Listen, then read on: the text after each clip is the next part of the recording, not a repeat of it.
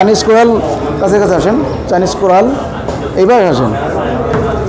তারপরে চাপাতি, এটা নিয়ে তারা ডাকাতি করে। এরপরে এটা হচ্ছে গাড়ির ভিতর স্টিলের পাইপ, আমি আপনাকে এইভাবে দাঁড়াতে মনে করছেন না। এবারে এটা একটা হচ্ছে পাইপ, বাড়ি টাড়ি দিয়ে পেনিক সৃষ্টি করার জন্য ই করে। এটা একটা কাটার কাজে ব্যবহার করে। এটা একটা ছুরি, ভয় টয় দেখাবে।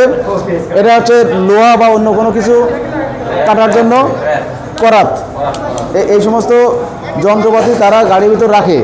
ঢাকা চট্টগ্রাম মহাসড়ক, এই মহাসড়ক এটি বাংলাদেশের অর্থনীতির লাইফলাইন। এই লাইফলাইনটাকে ঠিক রাখা, কন্টিনিউ নিরাপদে পণ্যবাহী যে সমস্ত গাড়ি আছে সেগুলো নিরাপদে যাবে, নিশ্চিন্তে গন্তব্যে পৌঁছবে। এবং ঢাকা থেকে বাস বা অন্যান্য পরিবহনে করে যে সমস্ত যাত্রী আসবে তারাও যেন নির্বিঘ্নে নিরাপদে বাড়ি পৌঁছাতে পারে, সেটাই আমাদের প্রধান অগ্রাধিকার।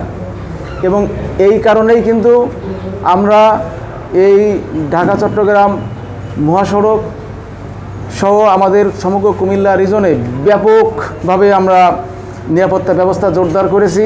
আমরা গত রাতে হাইওয়ে পুলিশ কুমিল্লা রিজন আমার নেতৃত্বে 3 জায়গায় 3টি ঘটনা এবং 3 জায়গায় ডাকাতির ঘটনা ঘটাতে পারত, এবং 3টেই আমরা ধরে ফেলছি।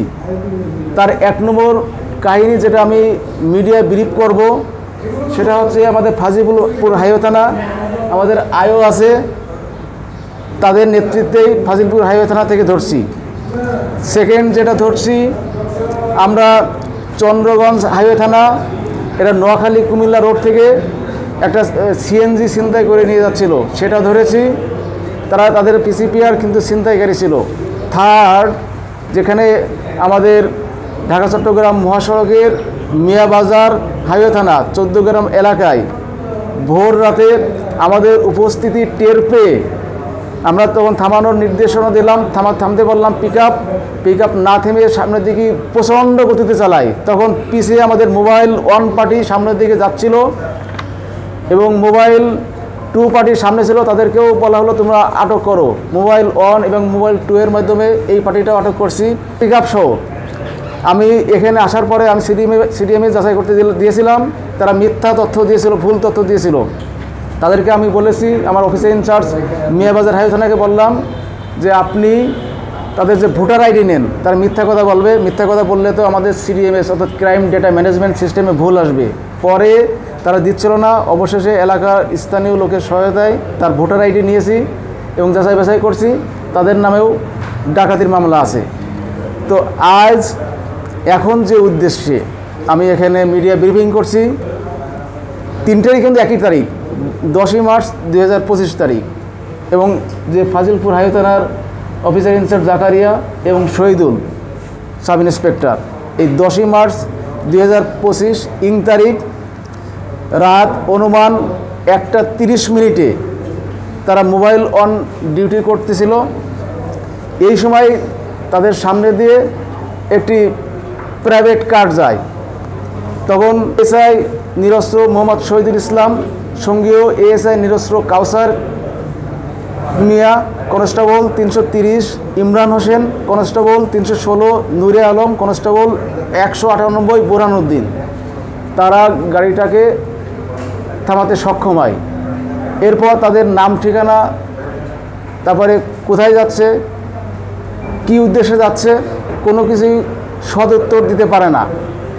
এরপর সন্দেহ হলে তাদের গাড়িটা সার্চ করায়, এবং এটিও কিন্তু ঢাকা চট্টগ্রাম মহাসড়কের উপর, এবং এটা ঢাকামুখী লেনের পশ্চিম পাশে মহাসড়কের উপর।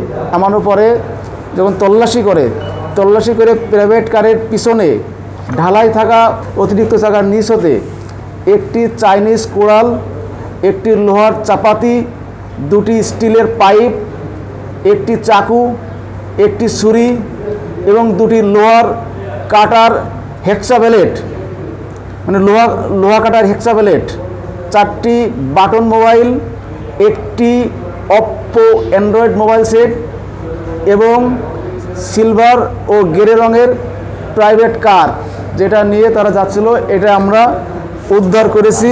এই কারটা আমরা নিয়ে এসেছি, সেখানে আমি আপনাদের দেখাবো। প্রতিনিয়তই তারা বিভিন্ন জায়গায় অঘটন ঘটানোর চেষ্টা করে, কিন্তু আমরা অ্যালার্ট আছি বলে পারি নাই।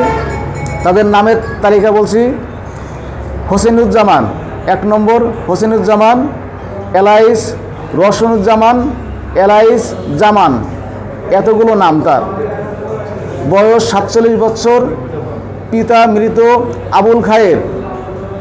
2 নম্বর আসামি ইলিয়াস, তার বয়স 38, পিতা মুশাররফ হোসেন শাং, চর রশিদ। 3 নম্বর ওয়ার্ড, থানা সুবর্ণচর, জেলা নোয়াখালী। 3 নম্বর নাহিদ, বয়স 25, পিতা শাহজাহান। 4 নম্বর সুলাইমান, বয়স 38, পিতা রবিউল হক, সর্বসাং, কদম রসুল, থানা সীতাকুণ্ড, জেলা চট্টগ্রাম।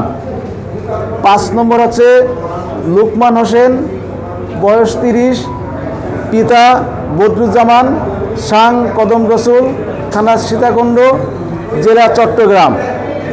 এদেরকে ধরার পর আমরা যাচাই বাছাই করি। যেমন একটু আগে জানলাম, আমরা ভোর রাতে ধরছি 14 গ্রাম থেকে। একটু আগে সে মিথ্যা বলছিল, আমাদেরকে এই জন্য তাকে কোনো ব্যবস্থা নেয়নি, করে নাই। জাস্ট এখানে আসার পরে ফোন করে বললো তারাও ডাকাতি করে থাকে। এই ধরনের সিডিএমএস তথ্য পাওয়া গেছে।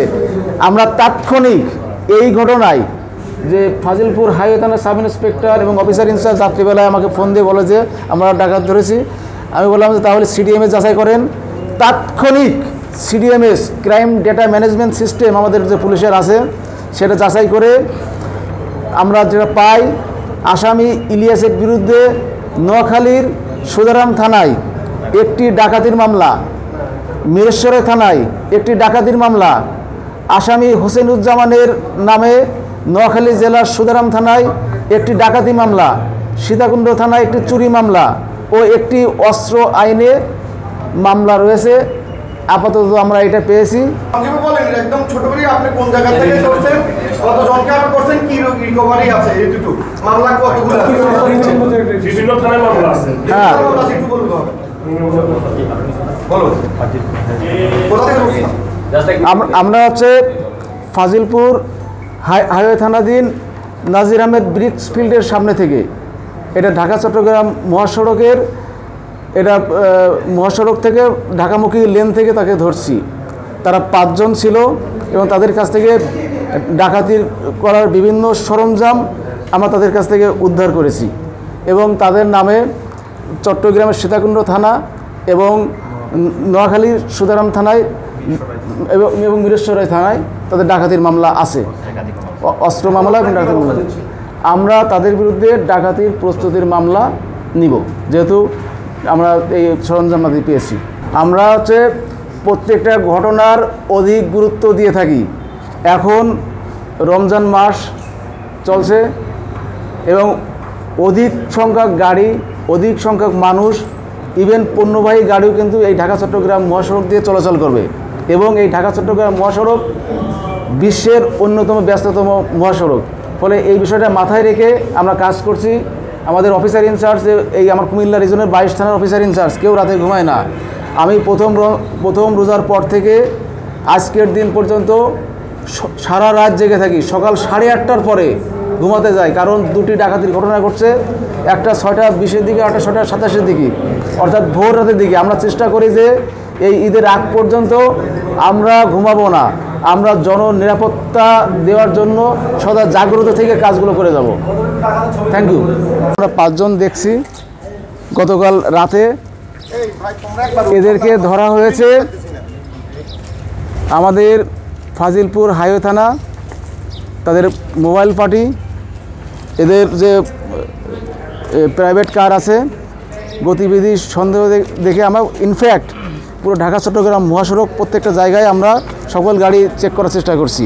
এদেরকে থামানো হয়েছে, সন্দেহজনক কী হয়েছে এবং তারা দ্রুত গতিতে চালানোর চেষ্টা করছে। তাদেরকে ধরে আমরা চেক করছি এবং সিডিএমএস যাচাই করে তাদের নামে ডাকাতির মামলা পাওয়া গিয়েছে এবং তারা আন্তঃজেলা ডাকাত দলের সক্রিয় সদস্য। গতকাল না ধরতে পারলে হয়তোবা তারা আরও অন্য কিছু করতে পারতো, হয়তো কোথাও অঘটন ঘটাতে পারতো। এটা প্রাইভেট কার, ঢাকা মেট্রো গ 11/2284। এই যে প্রাইভেট কার, এই প্রাইভেট কারটিও আমরা উদ্ধার করেছি।